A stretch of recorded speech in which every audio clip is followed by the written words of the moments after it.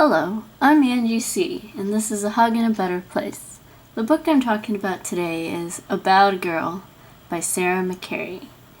When I first saw this book, I was really excited because an author that I really like, Miss Courtney Summers, is the one who wrote the review blurb in the cover page. So that gave me some pretty high hopes for this book.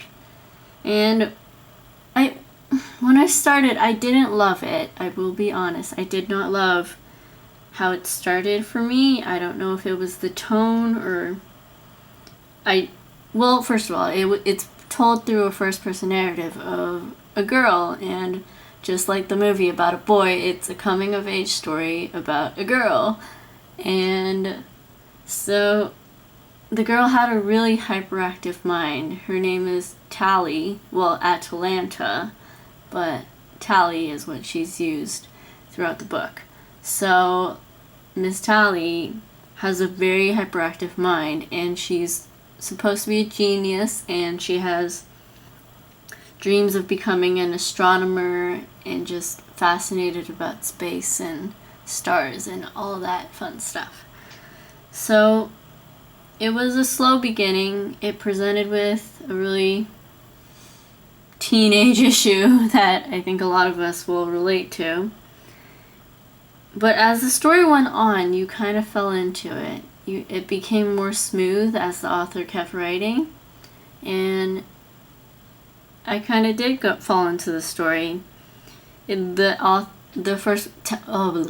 Tally does go off onto space tangents and just relates what her conflict of the moment is to how it relates to space, because she just connects and makes those connections that you don't think about. Like, I'm not too knowledgeable about space, stars, and astronomy as a whole, so I won't lie, some of those space tangents did lose me, and I kind of was just looking forward to getting back into the story, because it does have one big underlying mystery. She's on a quest, and as a reader, I really was waiting for that reveal of whether she found what she was looking for or not.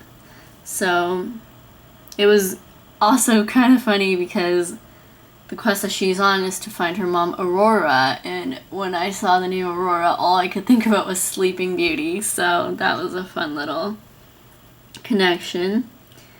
And it just developed into a really whimsical fantasy type story.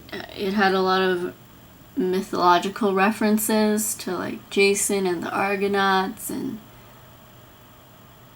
Medea, and just it became a very intricate story and less like a normal teen fiction.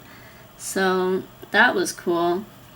I just think that when you're reading the book, you really have to be patient with it and just read on and trudge through the parts that are a little slower or that I found less interesting.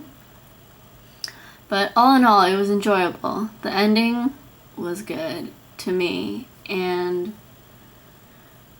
it just kind of left me with the sense of wanting to go on some sort of journey of my own, and just made me crave a little change. Maybe it was because the setting was so different and so out there, so it made me want that journey and exploration and adventure of my own. So yeah, I don't think I would it's not a book that I would recommend, but I think if you happen to stumble upon it, that's a discovery for you to make. So this has been another episode of A Hug in a Better Place, and I will talk to you next time. Bye now.